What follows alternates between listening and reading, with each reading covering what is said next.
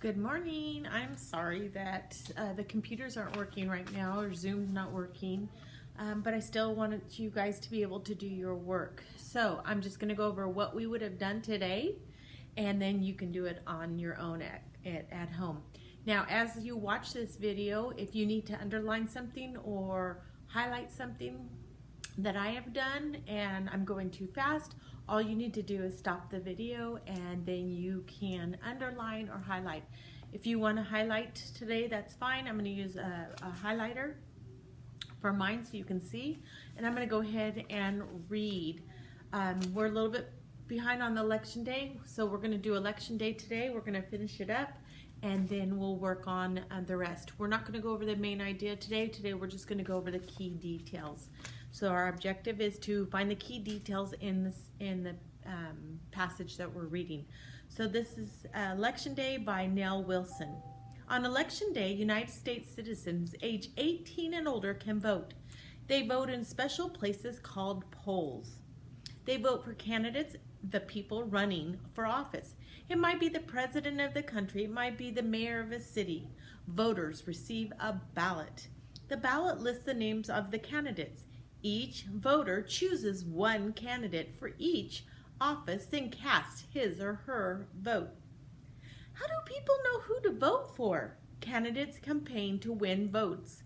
Candidates try to convince voters why they are the best person for the job. They give speeches and run ads. They meet with voters to explain how they will help the country or their community. Meanwhile, campaign workers put up posters. They make phone calls to ask citizens to vote for their candidate. So I'm going to stop there because the next part, see how it's in bold print?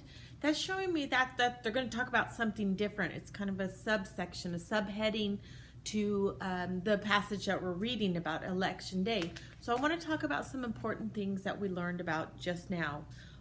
The first thing we learned about that citizens that are age 18 and older can vote. They go to polls and they vote for candidates. So that's in the first paragraph. That's very important. So anybody 18 and over can vote. They vote at polls and they vote for a candidate. All right, the next paragraph says that voters receive a ballot, so that's important. So the key details are important details that help me to understand what the story is about. And then they choose one candidate. Sometimes, depending on what it is, they might choose more than one, but if it's president or mayor, they only choose one candidate. They cast his or her vote. So that's in the second paragraph. So you receive a ballot and then you cast your vote for one person. The next thing we learned about was that candidates campaign. So they try any way they can to convince you that they're going to be the better person for you to elect.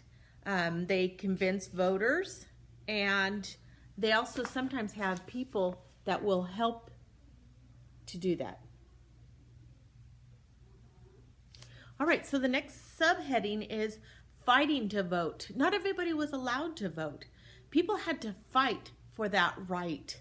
At first, it was only men who owned land that could vote, and they really made it hard for other people. Women couldn't vote. Later on, African American people couldn't vote. Indians couldn't vote. Native Americans. So there's a lot of different people that couldn't vote. Chinese Americans couldn't vote. So they had to fight for those rights. So this next part is fighting to vote. Voting is a right that people have had to fight for in the U.S. Only men aged 21 or older who owned land could vote in the first presidential election in 1788. In most states, only white people could vote. After the Civil War, all African Americans were free, but most still could not vote. Lawmakers worked to make sure they got the right. In 1870, the 15th Amendment to the Constitution was passed. It gave African American men the right to vote. So finally they were given the right, but some states decided not to. Yet some states passed laws to stop African Americans from voting. People fought these laws. In 1944, 1870 to 1944 is a long time, Thurgood Marshall won a case in the Supreme Court. African Americans could now vote in some election places that had stopped them. This victory led to measures that helped protect people's voting rights. So some of the important things that we learned about was the first presidential election was in 1788. All right. We also learned that after the Civil War, African Americans were free. That's very important. And in 1870, the 15th Amendment to the Constitution gave African American men the right to vote.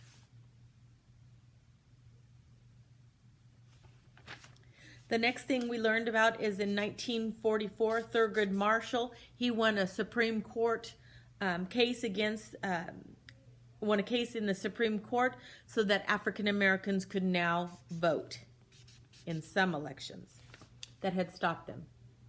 And we'll learn more about that.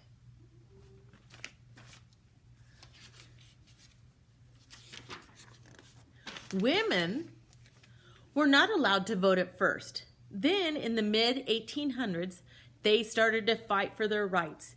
They gave speeches and marched in parades. They finally gained the right to vote in 1920. So in 1920, women were finally gained the right. And guess what? It's their 100th year. 1920 to 2020 is their 100th year anniversary of being able to vote. And they used to have parades like this. These women are having parades to be able to vote. Young adults aged 18 to 20 did not have the right to vote until 1971. At this time, many young Americans were fighting in a war. They said, if we're old enough to fight and die for this country, then we should have a say to how it's run. They too worked hard to get the right to vote. So 1971 wasn't very long ago.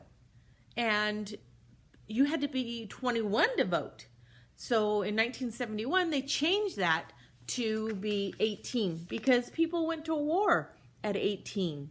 And they thought, if we can go to war, why can't we also have the right to vote, have the right to say? Remember to vote. That's the next subheading. It's every citizen's right and responsibility to vote. That's so important. Even if you can't vote now, you can remind people to vote. So don't forget to remind your parents. And these are polls. This is what a poll looks like sometimes. It can vary different a little bit, but a lot of times you go into a little area so you have privacy and you can vote for who you want to vote for. All right? So that's what you're going to do today. You're going to underline the key details. If you want to get a jump on tomorrow's activity, which would be great because then you're going to know ahead of time what you're doing, go ahead and go to Benchmark and listen to It's My Right. Okay, please go ahead and read that after you've picked out your key details and followed my key details on the page. We didn't go over main idea, but we will for the next story. So make sure you do all that. Have a great day. Thank you.